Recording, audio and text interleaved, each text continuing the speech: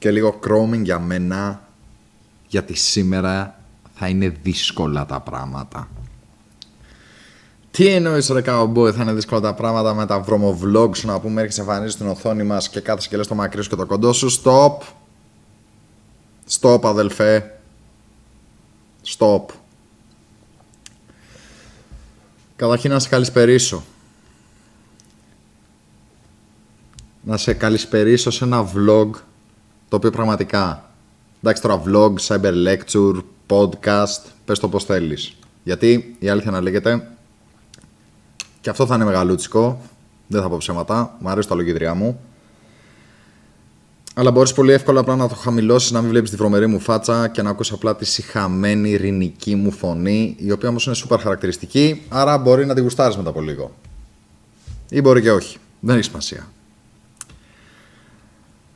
Αδέλφια, όλοι εσείς που είστε εκεί έξω στον κυβερνοχώρο, φίλοι gamers, δεν ξέρω πόσοι από εσάς είχατε την ατυχία να ακούσετε την επιστροφή του Devatva στα stream. Δεν έχω να πω κάτι άλλο.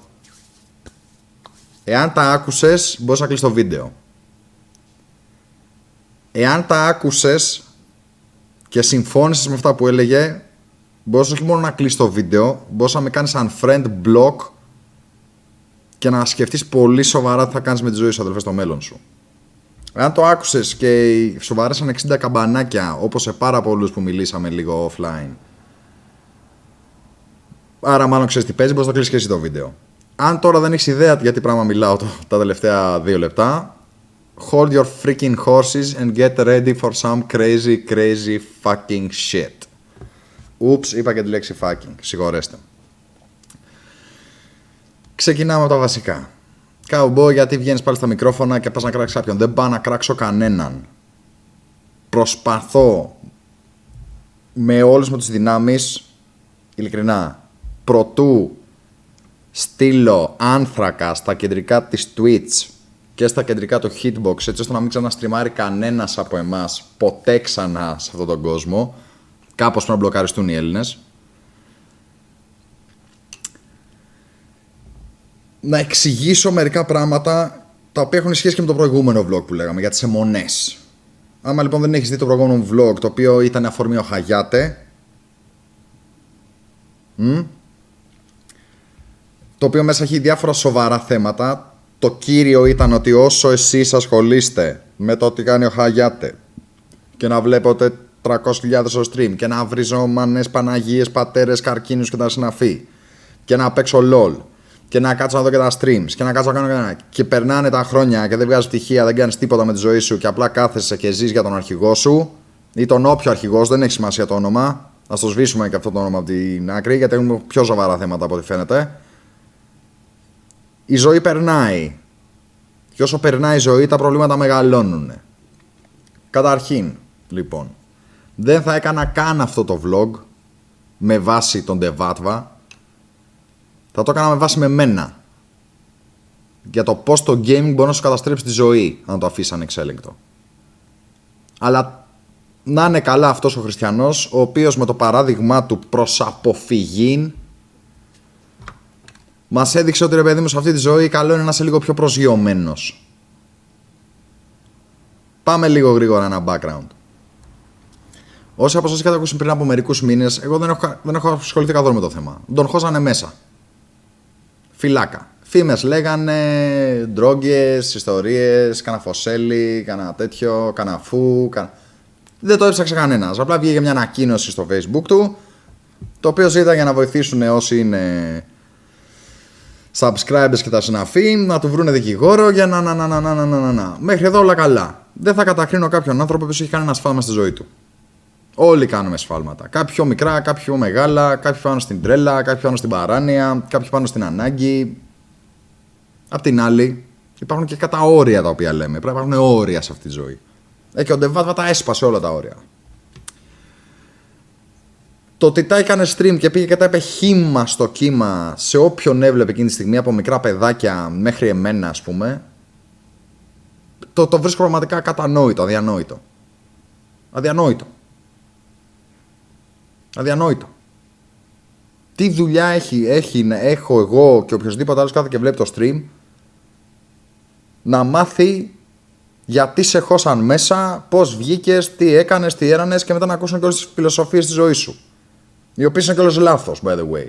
Αν το βλέπεις αυτό, είναι όλες λάθος, φίλε. Και θα σου εξηγήσω σε πολύ σύντομο χρόνο γιατί είναι όλες λάθος. Εκ του αποτελέσματος είναι λάθος. Και αντί να βγεις στο stream στην τελική ανάλυση και να πεις. Δεν έπρεπε καν να βγεις στο stream. Αλλά αντί να βγεις και να πεις πραγματικά ότι ήταν η μεγαλύτερη μαλακία που έκανες στη ζωή σου, ότι ντρέπεσαι που το έκανες και ότι θα προσπαθήσεις να γίνεις πραγματικά καλύτερος άνθρωπος, καλύτερος άντρας, αυτά που λέγαμε, παιδιά. Βήμα-βήμα, να γίνουμε καλύτεροι. Και αντί να λες αυτά, κάτσε και μου ανάλεξε θεωρίες του τύπου ότι καλό ήταν γιατί δεν έγινε και τίποτα τελικά και πήρα έτσι. Έμαθα να εκτιμάω τη ζωή και διάφορες έτσι θεωρητικό φιλοσοφείο βλακίες, με τις οποίες θα σε ακούσει κανένας άνθρωπος και θα. Και αν δεν τρελαθεί όπως τρελαίνομαι εγώ και αρκετοί ακόμα, μία στις 1000 να ακούσει κάποιος και έστω και για ένα δευτερόλεπτο να τα πάρει στα σοβαρά, μόλις έχεις κάνει ανίποτη ζημιά. Πάμε λοιπόν να τα πάρουμε από την αρχή. Τι έγινε σύμφωνα με τον Τεβάτβα. Λόγια του είναι αυτά, δεν είναι δικά μου, δεν είναι θεωρία. Πήγαινε να δείτε το stream του. Είχε προβλήματα οικονομικά. Σκεφτόταν να αυτοκτονήσει. Δεν την πάλευε. Ζει στην Αγγλία. Που στην Αγγλία, παιδιά, έχει ό,τι δουλειά θέλει με όσα λεφτά θέλει. Και άσχετο, να πήγαινε να δουλέψει στο McDonald's, ρε φίλε. Πάμε παρακάτω. Και έχει, και έχει 2 παιδιά ο τύπος, Κάθεται, κάνει. Βρίσκει, δεν ξέρω πώς βρίσκει, από πού βρίσκει μια άκρη. Να πάει στη Βραζιλία, να του δώσουν μια βαλίτσα και να την γυρίσει πίσω. Όλοι καταλαβαίνουμε τι έχει αυτή η βαλίτσα μέσα. Σε περίπτωση που δεν ξέρει τι είχε αυτή η βαλίτσα μέσα, σύμφωνα πάντα με τα λεγόμενα του ιδίου, είχε 2 κιλά κόκα. Για να μην τα απολογούμε. Την ώρα που γυρνάει τέτοιος, είναι και η φάτσα λίγο περίεργη, τον τζακώνουν στο Βέλγιο, τον ψάχνουν, τον κάνουν, τον ράνουνε, τα περνάνε από ακτίνες το έτσι, το γιουβέτσο, το κορέτσι, τον μπουζουριάζουν μέσα. Τον μπουζουριάζουν μέσα, τον χώνουν και στη στενή. 108 μέρες από ό,τι είπε ο ίδιος. Επειδή ήταν η πρώτη του φορά και το έτσι και το γιουβέτσι και το κορέτσι και η μπαμπάς και 2 παιδιά και τα συναφή, δεν το χώνουν για πάντα μέσα. Για να μην τα απολογούμε, τον βάζουν μέσα 100 μέρες. Μετά ήταν να το βγάλουν έξω με ένα βραχιολάκι. Τον βοηθάει και ένας τύπος να του βρει ένα σπίτι τζάμπα στο Βέλγιο, έτσι ώστε να μπορεί να είναι κατοίκον η φάση. Άλλος που να βγει το βραχιολάκι, ο τύπος, ας πούμε, του δίνουν, του λένε: OK, στα αναστολή ποινής 1 τετράμινο, γύρνα πίσω στο σπίτι σου. Ξανά έλα τον Νοέμβριο και δεν έχουμε βραχιολάκια, να κτίσει την ποινή σου βραχιολάκι στο Βέλγιο. Ακούστε ιστορία τώρα, πραγματικά. Λοιπόν, δεν έχω κανένα πρόβλημα με αυτά. Δεν θα κάτσω να κρίνω εγώ τι κάνεις και δεν κάνεις, φίλε. Εντάξει, τώρα θα κρίνω όμως αυτά που πας και λες μετά. Και θα κρίνω και τους λόγους τους οποίους έφτασες εκεί πέρα. Και αντί να αλλάξει τη ζωή του, συνεχίζει και πάει και κάνει τις φίφες. Τι είναι ο βλάκα καουμπόι τώρα που μας έχει πιάσει τον ένα και τον άλλο. Πολύ απλά τα πράγματα, παιδιά. Τα είπαμε και τα τελευταία φορά. Ωραίο είναι να κυνηγάς τα όνειρά σου. Ωραίο είναι να το παίζεις streamer, youtuber, αούα. Και πολλά παιδιά εκεί έξω σκέφτεστε: θέλω να γίνω κι εγώ streamer, θέλω κι εγώ να γίνω επαγγελματίας παίκτης του LOL, θέλω κι εγώ να γίνω το ένα, θέλω κι εγώ να γίνω. Να μην γίνεις τίποτα από αυτά τα πράγματα. Να κάτσεις να διαβάζεις, φίλε, και να βγάλεις κανένα πτυχίο. Και όλα τα άλλα τα βλέπουμε. Γιατί θα έρθει η ώρα που θα είσαι στριμωγμένος στη γωνία και μπορεί να πάει να κάνεις καμιά βλακεία όπως ο Ντεβάτβα.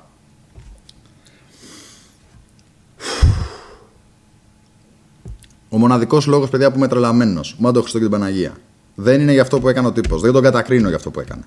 Τον κατακρίνω που πήγε και βγήκε και χρησιμοποίησε το stream για να πάει να πουλήσει λογίδριο, θεωρία και φιλοσοφία ζωής, αντί να μουτζώνει τον εαυτό του από το πρωί μέχρι το βράδυ για αυτό που έκανε, να κατανοήσει πέρα από όλα τα άλλα ότι αυτή τη στιγμή έχει ποινικό μητρό διεθνούς διακίνησης ναρκωτικών. Και αντί να βγει και δεν έπρεπε καν να βγει στο stream. Αλλά τα έχεις κάνει όλα αυτά, ρε φίλε. Σε αφήνουν, πας, βρίσκεις την οικογένειά σου και πρώτη μέρα πας και μου ανοίγεις stream να παίξεις LOL. Αντί να τρέχεις να ψάχνεις να βρεις καμιά δουλειά, ρε φίλε, να μπεις στον ίσιο δρόμο, να βάλεις λίγο ψωμί στα παιδιά σου. Κάθεσαι και μου αναλύσεις τώρα σοβαρά θεωρίες τέτοιου τύπου.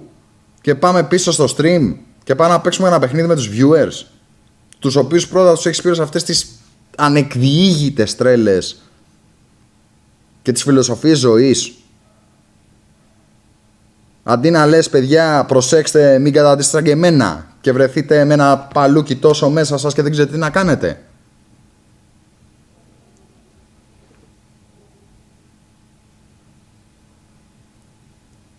Πόρε φίλε, δηλαδή ειλικρινά να πούμε, κόντεψα να την αχτώ, καράβιασα τελείως, δηλαδή ήταν και ήταν ο αρχηγός, να πούμε, εντάξει. Δηλαδή πλέον ο αρχηγός είναι λίγος μπροστά του.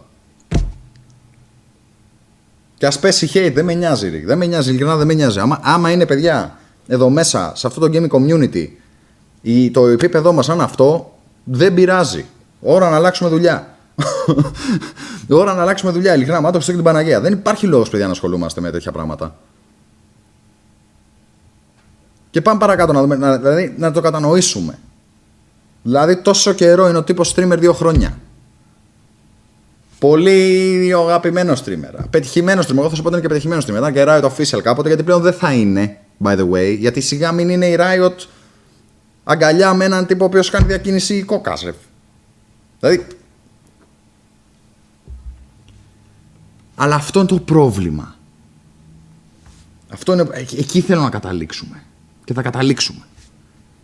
Ότι άμα το μυαλό σου το έχεις κάνει σούπα, έχεις 2 παιδιά, μια γυναίκα, και αντί να είσαι εκεί έξω από το πρωί μέχρι το βράδυ να παλεύεις για τη ζωή και να δουλεύεις όπου στο διάλογο μπορείς να δουλεύεις αφού δεν έχεις οικονομική άνεση, και να κάνεις τα αδύνατα δυνατά, να είσαι τίμιος, νόμιμος και ωραίος για να πάει μπροστά εσύ και η φαμίλια σου και κυνηγάς την εύκολη λύση, αυτά θα πάθεις.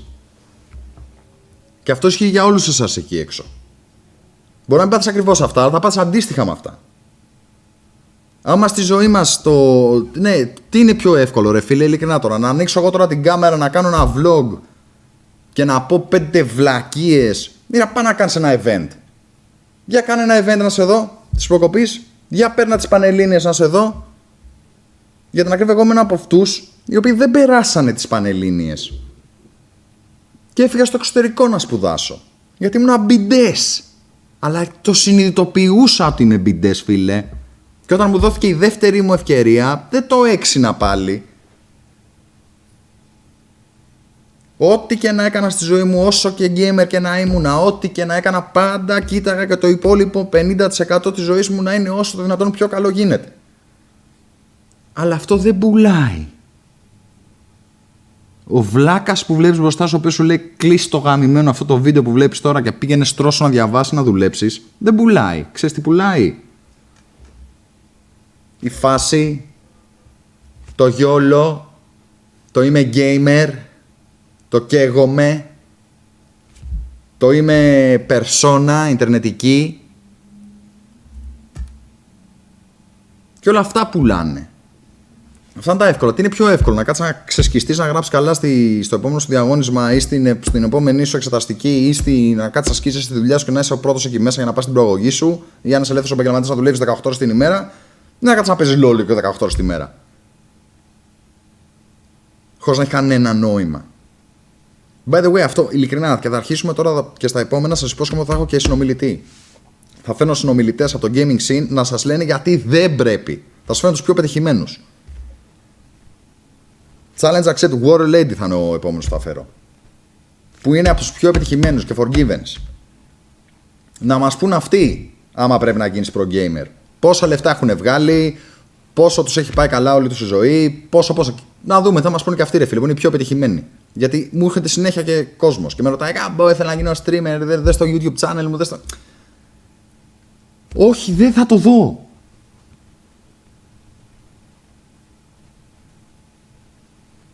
Όχι γιατί είμαι κομπλεξικός και φοβάμαι κάτι. Γιατί δεν έχει νόημα, ρε φίλε. Δεν έχει νόημα. Δες τους πετυχημένους τους YouTubers στην Ελλάδα, δες το Ζόκα, δες τους Καρπάδες. Τίποτα από αυτό δεν έχουν βγάλει. Τίποτα. Μόνο δόξα. Και αυτή η δόξα, ανάθεμα τη δόξα. Και το λέω αυτούς που είναι πετυχημένοι, παιδιά, στο YouTube. 50.000 subscribers ο καθένας. Διαρωτήστε τους πόσα λεφτά έχουν βγάλει. Αν έχουν βγάλει λεφτά. Άλλες δουλειές τους συντηρούν. Οι άλλες δουλειές δεν τους συντηρούν και ζουν στη μιζέρια. Εξαρτάται το case. Αλλά αυτά είναι που θέλω να σας πω σήμερα. Και να κλείσω, τελικά θα είναι γρήγορο το vlog. Το gaming είναι ένα χόμπι. Για να καταφέρεις να το κάνεις επάγγελμα, στην Ελλάδα είναι σχεδόν αδύνατο αυτή τη στιγμή. Θες λοιπόν να κάνεις το χόμπι σου με μεράκι επειδή το αγαπάς? Ωραίος, κάντο. Μην ξεχνάς όμως, φίλε, ποια είναι η ζωή. Μην μένεις κολλημένος μες στο παιχνίδι. Μην μένεις κολλημένος επειδή κάνεις stream και σε βλέπουν 150, 10, 300, 400, 500, 1000, 2000. Μην μείνεις κολλημένος. Γιατί όποιος μείνει κολλημένος ξυπνάει μια μέρα και γύρω του είναι όλα μαύρα. Άλλη μια φορά λοιπόν θα κλείσω με το ίδιο ακριβώς κομμάτι, γιατί ίσως τελευταία φορά επειδή είχε πέσει πολύ χαγιάτε δεν πέρασε το μήνυμα. Σκούζι. Το μήνυμα είναι το εξής. Κάθε μέρα που κοιτιέσαι στον καθρέφτη, αυτό που βλέπεις δεν σ' αρέσει. Είσαι λίγο χοντρούλης. Είσαι λίγο αδύνατος. Είσαι λίγο απεριποίητος. Είσαι λίγο χλωμός. Είσαι λίγο κάτι. Και εγώ είμαι λίγο κάτι. Γιατί κοιτιάμαι κάθε μέρα στον καθρέφτη και αυτό που βλέπω δεν μ' αρέσει, ρε φίλε. Αλλά σκέψου. Guess what, motherfucker. Μπορεί να αλλάξει αυτό. Σίγουρα δεν θα αλλάξει με το να κάθεσαι σε μια καρέκλα. Θες να σταματήσεις να σε μπάζω, ασχολήσου με τον εαυτό σου. Θες να σταματήσεις να είσαι χοντρός, κόψε τη μάσα και άξε τη γυμναστική.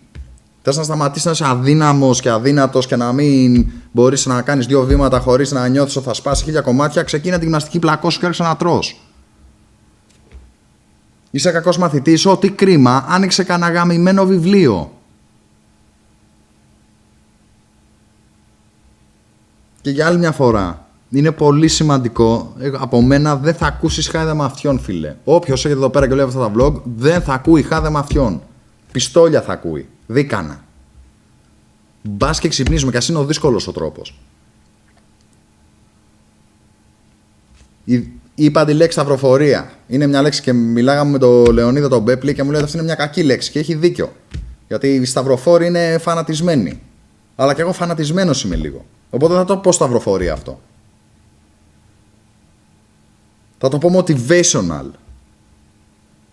Θα γίνω motivator σου. Θα γίνω ο τύπος ο οποίος θα σου λέει τα πράγματα όσους έχουν, έτσι ώστε να κοιτιέσαι τον καθρέφτη και αντί να φταίει κάποιος άλλος, να φταίει ότι δεν είχα το ένα, ότι δεν είχα το άλλο και πήγα να μια μαλακία που μου κατέστρεψε τη ζωή.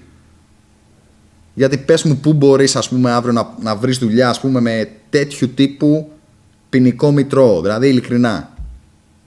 Άντε πες ότι τα μπινελίγια και τις βλακίες που κάνει ο Χαγιάτε κάποια στιγμή στη ζωή σου, άντε και σβήστηκαν, χάθηκαν τα βιντεάκια και βρίσκεις μια δουλειά. Από συγκεκριμένος τώρα, σου είπα, δεν το καλά, δεν ξέρω αυτό το όνομά του. Τουλάχιστον ξεκίνησα να γράψω ελληνικά. Ευχαριστώ, Χαγιάτε, που με ακούς.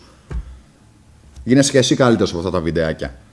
Λοιπόν, ο άλλος τώρα, παιδιά, έχει ανοίξει ποινικό μέτρο, τελείωσε οποιαδήποτε σοβαρή δουλειά. Δεν θέλω να του χαλάσω την ψυχολογία.